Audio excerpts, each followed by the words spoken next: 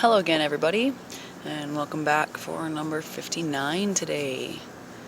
Getting so close to the end now. So, as always, please just keep watching and sharing.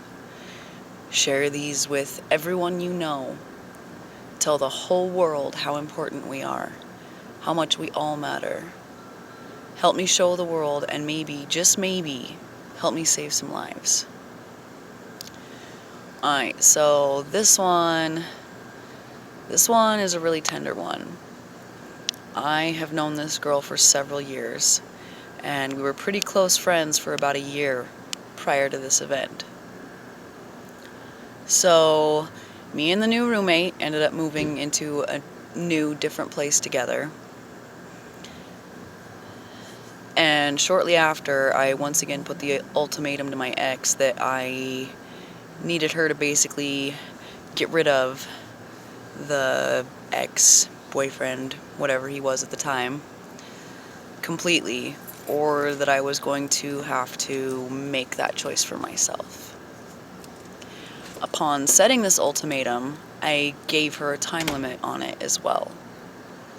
And for several weeks, I held my breath in suspense, waiting for her to say the words that would rip me apart.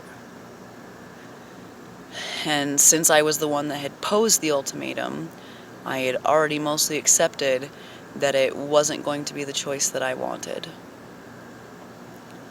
But at the same time, I still held hope. Hope that by some stroke of pure fucking miracle, she would pick me and would get rid of him completely. But at the end of the time limit, she still couldn't choose. Which to me was a choice in and of itself. Because it meant that my choice was to end it myself then. And I told her this. And when I did, she basically said that she had to see if it could be real and right with him. And those words did indeed fucking end me. As much as I had tried to prepare,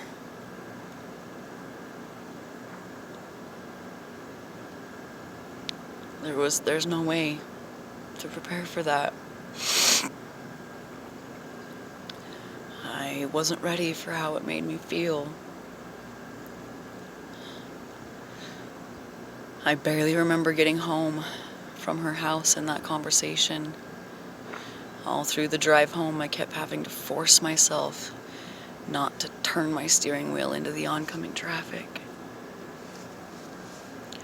And upon getting home, I realized that my roommate wasn't staying the night there.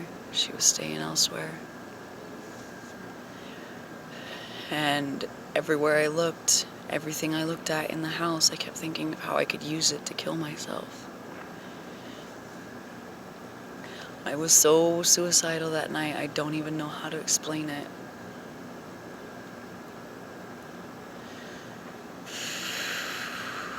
And when I get suicidal like that, where nothing I do makes it go away, there's usually only one thing that helps.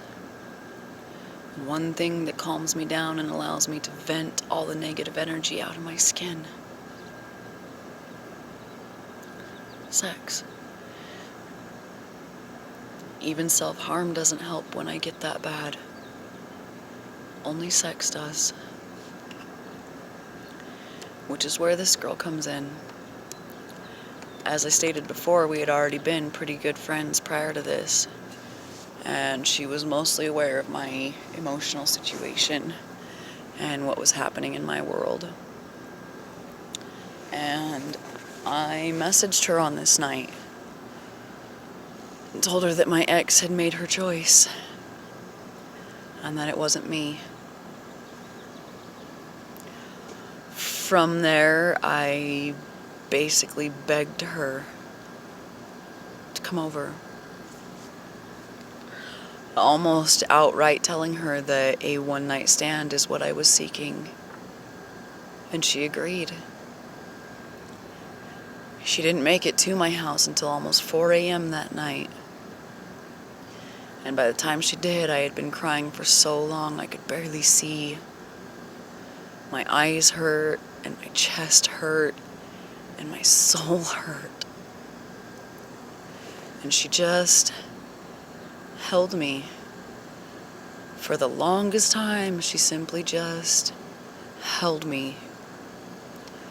And as I sobbed in my self-pitying pain, I vocalized all the reasons I was hurt. And amid my blubbering, I said something about assuming that I must just be a shitty lover since she was choosing the boy over me.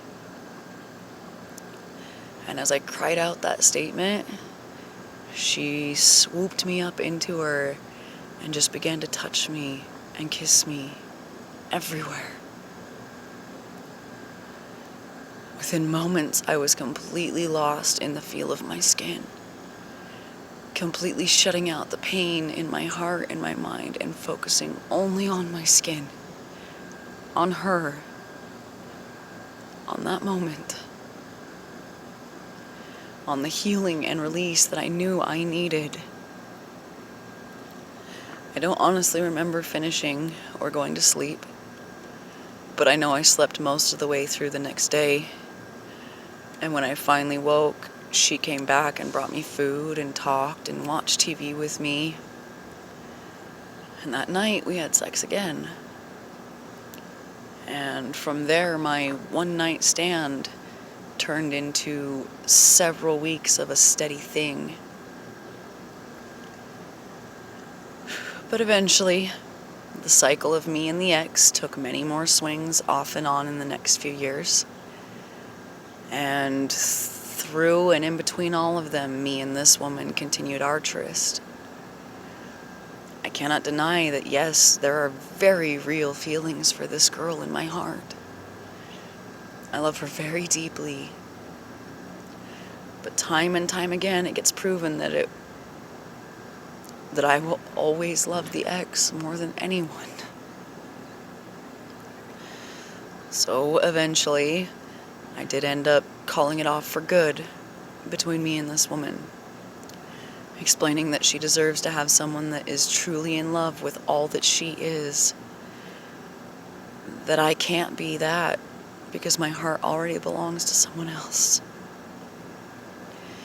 But she is still one of the greatest friends I've ever had, and I'm honored that she is on this list.